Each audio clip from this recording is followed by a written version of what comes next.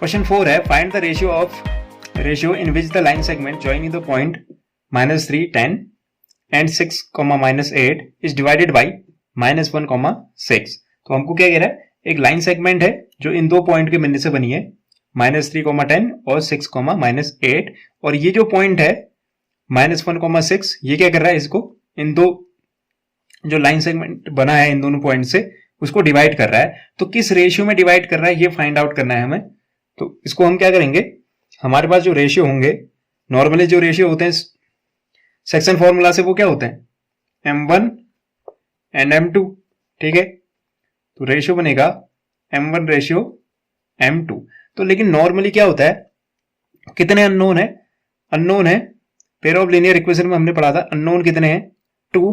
अगर 2 अननोन है तो हमें 2 इक्वेशन की जरूरत पड़ेगी। फिर 2 इक्वेशन को हम जैसे पेयर ऑफ लीनियर इक्वेशन में सॉल्व करते थे वैसे हमको काफी लंबी मेथड से उसको सॉल्व करना पड़ेगा। तो हम क्या करते हैं, इस तरह की सिचुएशन में हम इसको लिख लेते हैं m1 अपॉन m2 रेशियो 1। क्या किया हमने, पूरे रेशियो को m2 से डिवाइड कर दिया। तो m2 से जब डिवाइड करूंगा ये बन जाएगा m1 upon m2 ratio 1।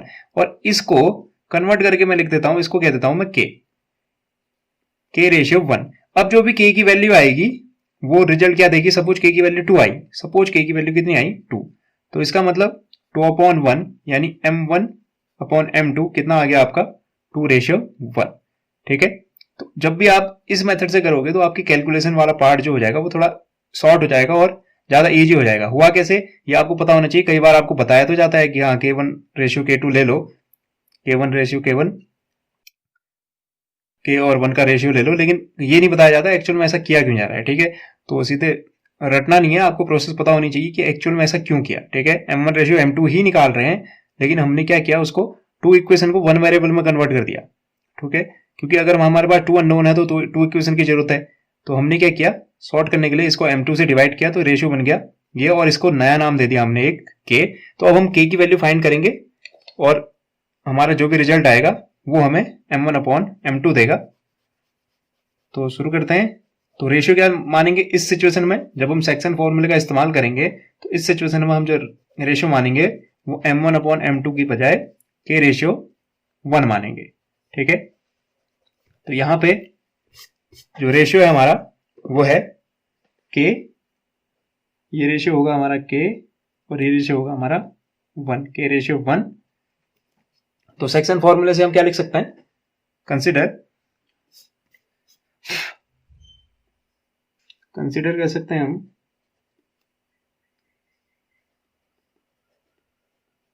Consider the ratio. हमने रेशियो को क्या कंसीडर किया है, in which the line segment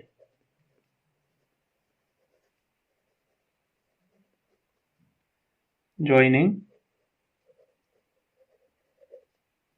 -3, 10 and 6, -8।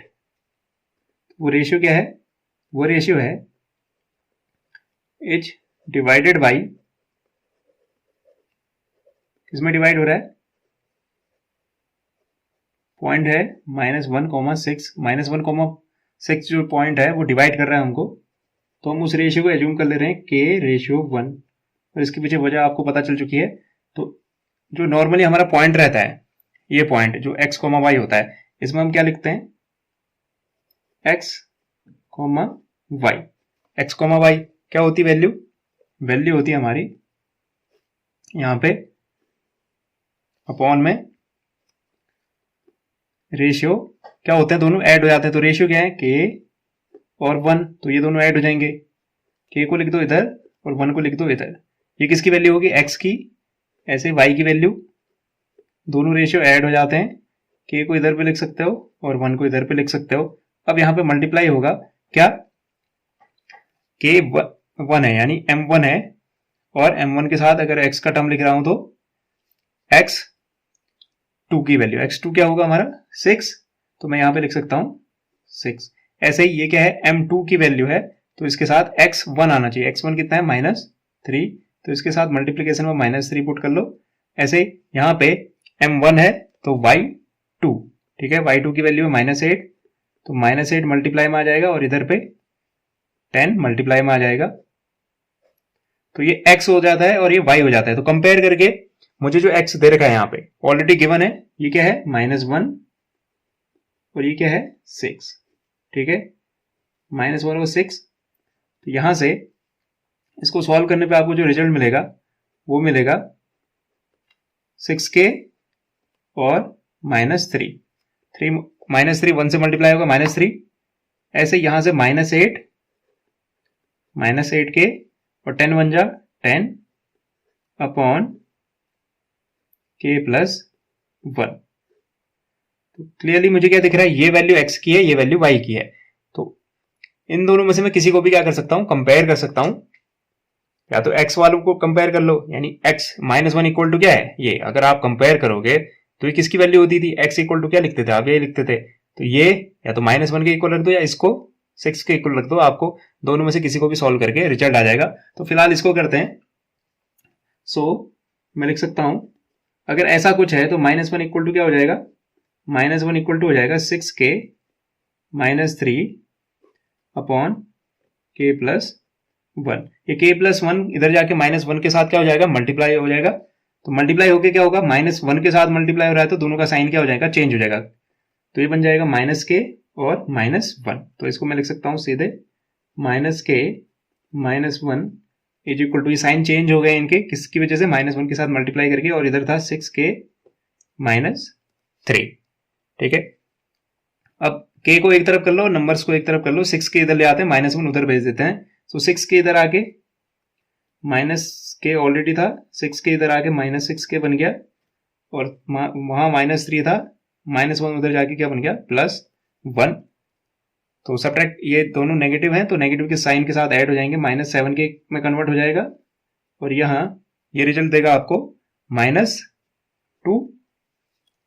तो यहां से मैं क्या लिख सकता हूं, मैं लिख सकता हूं यहां से माइनस से माइनस कैंसिल आउट हो जाएगा, यहां भी नेगेटिव है, यहां भी नेगेटिव, माइनस से माइनस कैंसिल आउट हो गया। तो आप सिंपली लिख सकते हो 7k इज इक्वल टू 2। तो k इक्वल टू कितना हो जाएगा, 2/7। और आपको जैसे पता है हमने k की वैल्यू कैसे लिखी थी, m1/m2 करके लिखी थी। इसका मतलब जो रेशियो होगा, अगर मैं इसको लिख दूं, k की जगह क्या लिख दूं, m1/m2 इज इक्वल टू क्या आ गया, 2/7। तो रेशियो क्या है, सिंपली मेरा जो रेशियो हुआ, रिक्वायर्ड रेशियो, उसको लिखा जा सकता है therefore required ratio is equal to 2:7। उम्मीद करता हूं आपको ये एक्सप्लेनेशन पसंद आया होगा और समझ भी आया होगा। Thank you and have a nice day.